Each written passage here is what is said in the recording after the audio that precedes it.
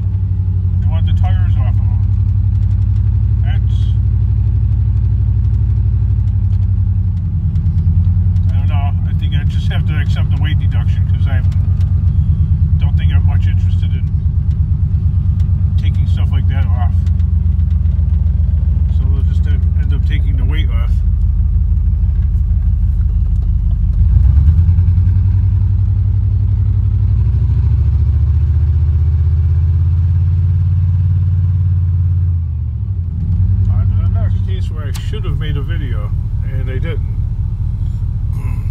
$16 for a little bit of scrap that I had in my truck, and they wouldn't take it all, and it's all steel. Not a bit of plastic attached to any of it.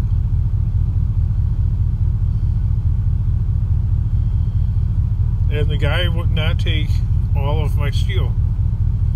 He only took about half of it, and he complained that, okay, here's the deal. The big scale weighs in the 20 pounds. Okay? So when you have a little bit of material on your truck, you're potentially screwing yourself out of 40 pounds. Or it could work the other way. You could be gaining 40 pounds that you never had. It's just the luck of the draw. And with that little bit, knowing my luck, I would be screwing myself out of 40 pounds. So I went to the little hand scale, the small scale. And the guy operating the small scale complained to me that I can't take all of this. I have to bring it all the way back there to the big pile. That's too much work. And then I offered to dump it into the big pile after we weighed it. And he said no. So I was only able to get rid of half. This is the scrap life. It's like, the problem with this scrapping thing is the rules are unwritten and they're constantly changing, and some of them apply just to me. Just like having a regular 9-to-5 job, there's rules for everybody else, and then there's special rules for me. So, frustrating. I drove all the way to the stupid place, okay, wasting my precious fuel, which people are like, why don't you just take the stuff you have in your truck? That's why. This is why. Because it doesn't work out.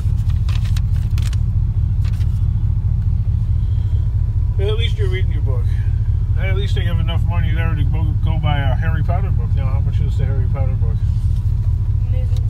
How much? How much? Right there, $11. $11? $10.99. Oh, okay, well. But I eventually want all the hardcover books, which most of them are like $27. Oh, well, I don't have that right now, sorry. I don't want them yet. I want them when I'm done. Alright, when we can, I will.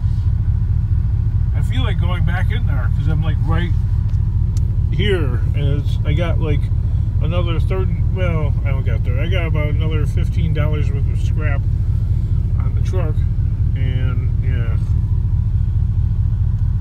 Instead of making videos and complaining about it, I should just be out there like all the good hard-working Mexicans making cash, loading up their little trucks. I don't know what the heck that is. like to see if that guy gets a weight deduction for that table with like the piece of wood that's on it. There you go. There's somebody with a bunch of car parts.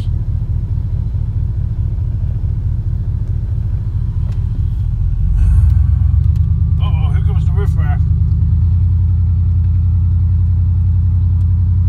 Man, I don't got no job, but I got money for food.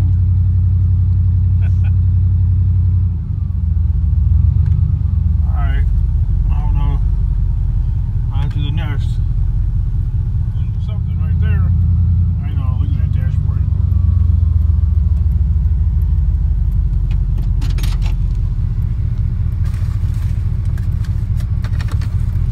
Let's see what we got.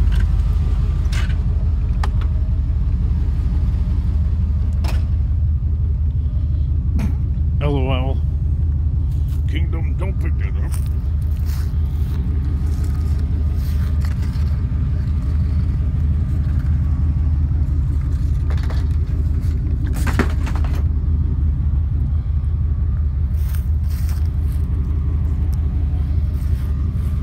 This must be something.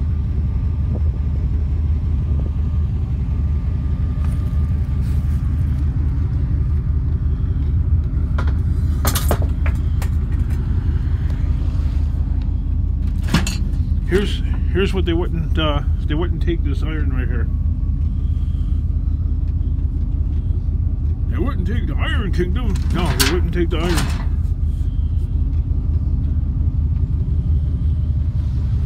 What kind of scrapyard is that?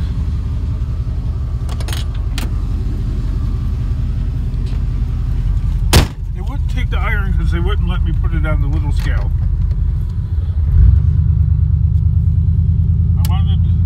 All on the little scale because of the 20-pound situation. And if anybody's gone to scrapyards, they know what I'm talking about. So then I'm stuck with it. But that's when you only have a few dollars worth of material on your truck, you're potentially screwing yourself out of 40 pounds, which is $4, which is percentage-wise, that's pretty high. So it goes from being $200 a ton, so to speak, to, I don't know, $160 a ton. So it's like it's false advertising.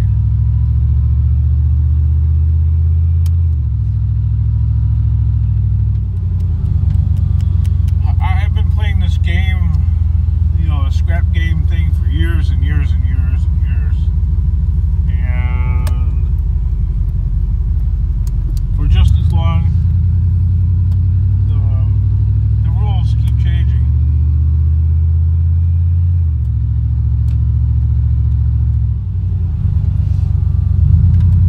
Find a scrapyard that you like and the people like you. Yeah, that's never going to happen. That's not how things work. Not around here anyway.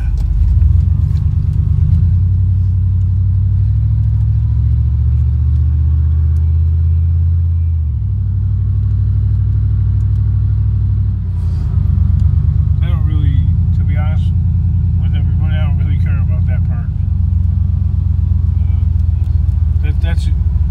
That's even more stressful. Finding a place that you like and the people like you, then you feel like you have to keep that relationship up. And I'm definitely the worst at keeping and maintaining a relationship with other people. I am horrible at that. That's a TV. Keeping and maintaining a great relationship with other humans, check mark. Not happening.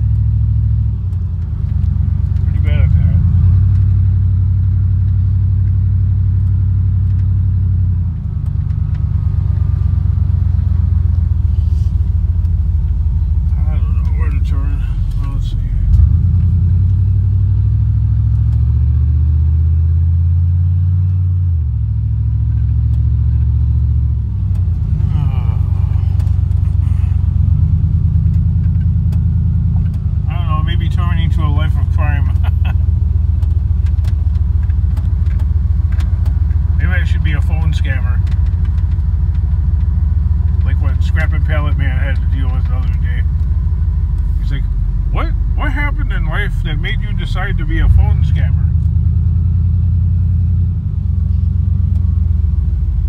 When I don't know, I forgot exactly when did you decide in life that you were going to choose scamming as a profession?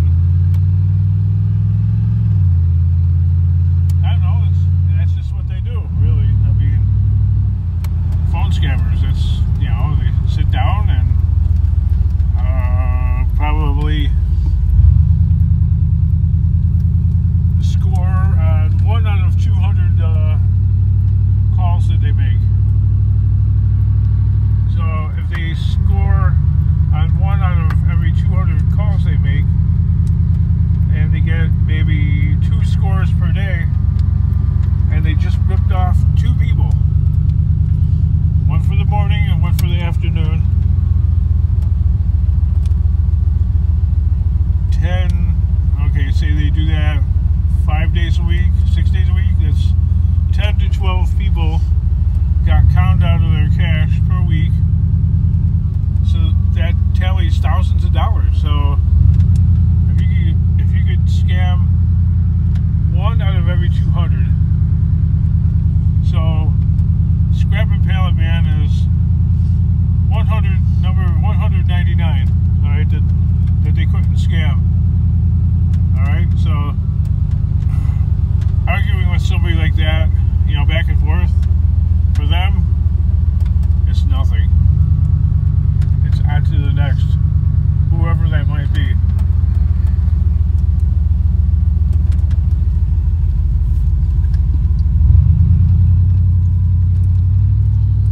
And that's how you know, that's like now I've noticed, you know, throughout my life, like there's things that are the thing to make money on, and scrap for a while was like the big thing. It was the hustle.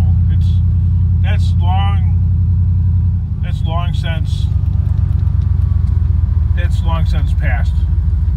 All right, scrapping is way past its prime. There's no doubt about that. That's now, you know, when I was younger, when I was like 14, 15, I think I parked under the power line. When I was younger, like 14 or 15,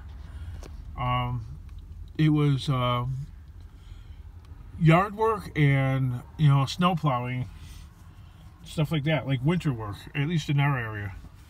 Like getting a truck with a plow on it, getting a snow thrower, going you know, around the neighborhood doing like old people's yards and you know, and snow, and guys with pickup trucks getting plows and making money doing that. So plowing and yeah, yard work, snow throw, none of that's like gone away. It's still a huge industry, but it's not the breakthrough new, like, big hip happening thing. It's a mature, established industry. So now you got like gigantic corporations like Spring Green involved in it and all that. So, you know, you as like a hustler getting in on that gig, now you're really crowded out by like the big guys. So, you know, you're not gonna, you can make a little money at it, but you're not gonna make bank at it easily. That would really be a struggle. So that's called a hustle. And so as far as I'm concerned, that kind of job is out, okay? Because it's no longer a hustle. So then, right around that time, like the tail end of that dropping off, limousines have always been around, okay, even since the stagecoach era. But in like the late 70s, okay, and all the way through pretty much, you know, the Reagan era, limousines were like the big thing. Like people getting, you know, limousine companies started, you know, starting out with like a full-size Cadillac or Lincoln Town Car and building out from there. That was the big hustle, especially like in the early mid 80s, you know, like, you know, during that era of like when that movie Breakfast Club came out and all that kind of stuff. 16 Candles, all those really old movies, Back to the Future. yeah, the limousine business was like, that was like the thing to get into. And that's long since matured business. There's companies, big companies that are into that. If you wanted to start out, you're going to be competing not only with that, but now you're going to be competing with mobile apps and stuff like that, like Uber and Lyft, and yeah, you'll end up starving to death starting that business out, so forget that. So along through the 90s, there was other hustle jobs and stuff like that, like flipping cars. That was like I was into that, like in the 80s and the 90s, fixing cars and flipping them. And then, you know, of course, the state of Illinois took notice of that, and they changed some rules about the titling, you know, where before there wasn't a sales tax. A private seller sales tax is on any car that you sell. So say I wanted to go and sell that black pickup truck, okay, and flip it. Well, now you kind of have to go and change the title into your name, and when you go and do that, you have to go and pay a tax based on the year and the age of the car, and the newer the car, the higher the tax. So let's say you want to go and buy and flip a car that's like 2 or 3 years old, you're gonna pay about $800 in sales tax on that car. So it's based on which is greater, like the age of the car or the value of the car. So say it's 3 years old and it's like a Porsche or something like that, and it's worth $30,000 or $40,000. You're gonna pay probably about $1,500 in sales tax. And that's before you've even done anything to it, like straighten out a body panel or, you know, put some new tires on it. So that hustle does not have the shine on it it once did. So if you want to like pay low tax, you have to go and buy an older car. And an older car generally is not worth as much money. So you have to buy a car that's 12 years old or older to only pay $25, and the chances are of that car really being worth much, you know, maybe a couple of $1,000 at the most. Yeah, how much you gonna make after you put money into it? You probably make about $500 or $600 at the most.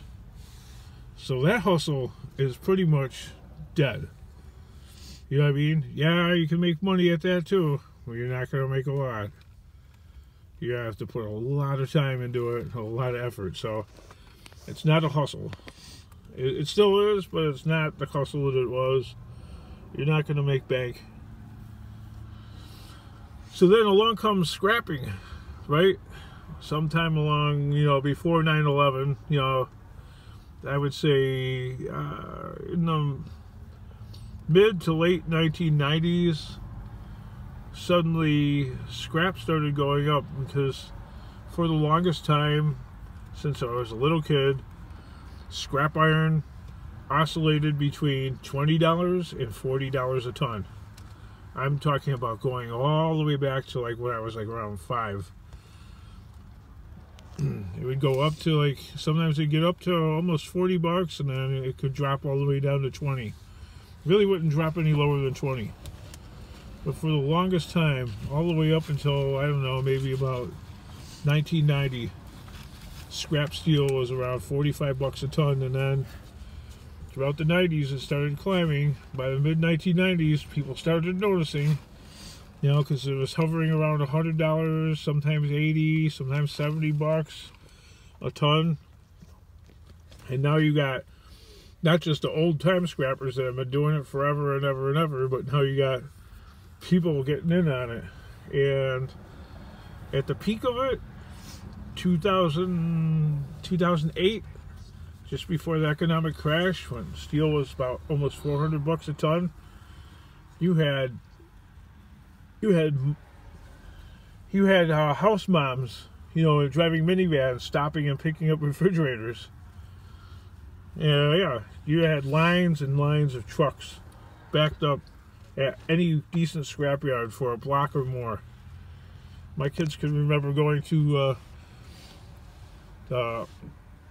metal management on Blue Island Avenue in Chicago, Illinois, and there'd be 2-block long backup of pickup trucks lined up out in the street waiting for the place to open up. And that was like, oh God, that was like about 2002, okay, 2003. So my daughter was like 3 years old, my one daughter. My youngest wasn't born yet, and Dominic was like 9 or 10, and they'd have to wait in the waiting room of the office of the scrapyard, because you couldn't take the little tykes into the yard, not that one. And Dad would unload the truck, and I'd have $50 in my pocket, $60, as the price kept climbing and climbing. And then the crash happened, the economic crash. By the end of 2008, scrap was $25 a ton. And the Bloom was off the rolls permanently.